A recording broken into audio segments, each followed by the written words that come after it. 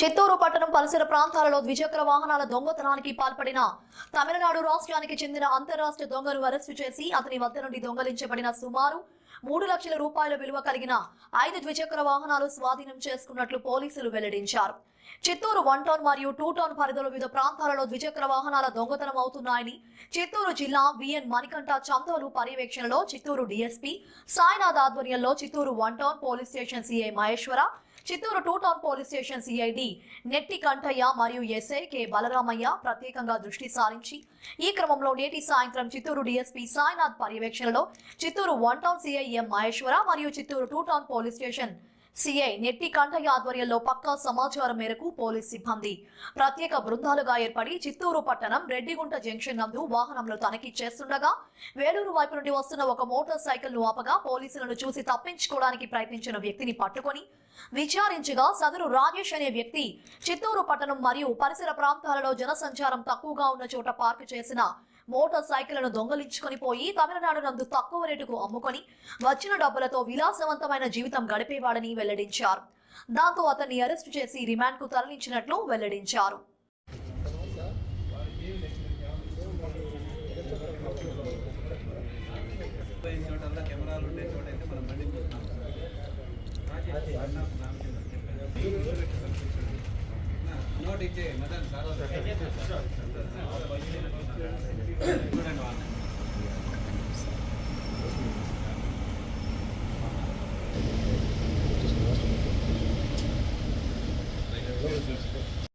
అందరికీ నమస్కారం.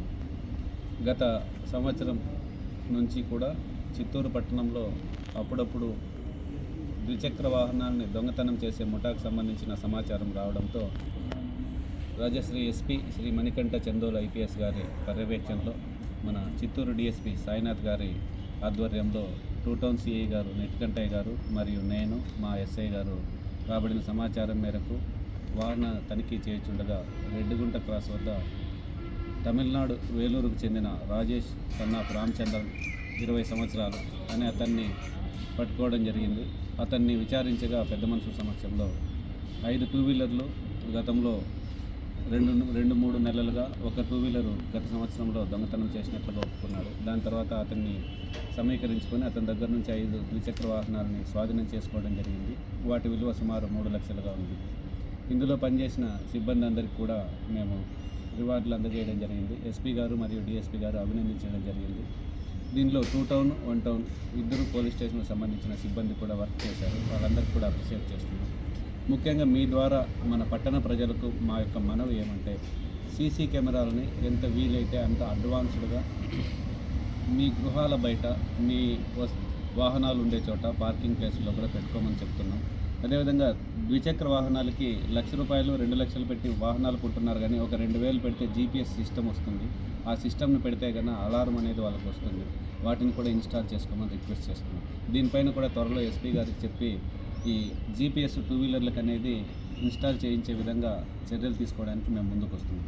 ఇతనిపైన గతంలోనే కేసు ఉంది సార్? ఇతనిపైన గతంలో ఏం కేసులు, ఇదే ఫస్ట్ కేసు. ఒక కేసు వేలూరులో కూడా నమోదైంది. అక్కడ దొంగతనం చేసిన బండిని కూడా మనం సీజ్ చేయడం జరిగింది. 2 టౌన్ సిఐ గారు మాట్లాడతారు. జనసామాన్యం లేని చోట అదే సార్. అందరికీ నమస్కారం. నేను చిత్తూరు 2 టౌన్ సిఐని నెట్టికంట.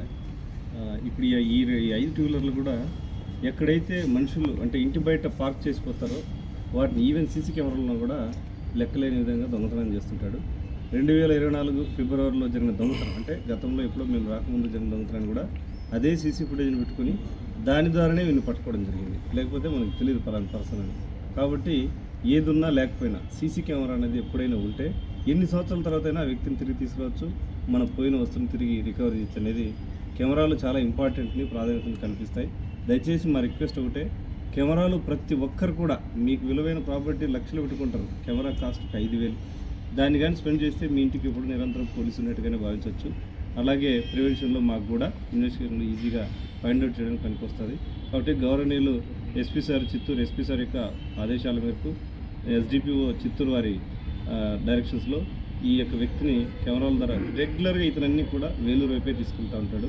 అలా మన కెమెరాలో ఈ వ్యక్తిని కంటిన్యూగా ఫాలోఅప్ చేస్తే ఈయన బండ్లు రికవరీ అయినాయి. ఇంకా దీని వెనక ఇంకా ఎవరున్నారని కూడా విచారించాం. ప్రస్తుతానికైతే ఇతను రెగ్యులర్గా అలవాటు పడ్డాడు.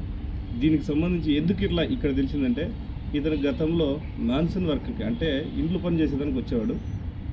వెళ్ళేటప్పుడు 1-2 తీసుకెళ్ళాడు, ఇంకెవరు పట్టించుకోలేదనే ఉద్దేశంతో స్లోగా ఇదేదో బాగుంది, ఈజీగా డబ్బులు సంపాదించినట్టుగా ఇప్పటికి ఒక 5 బండ్లని ఎత్తుకోవడం జరిగింది.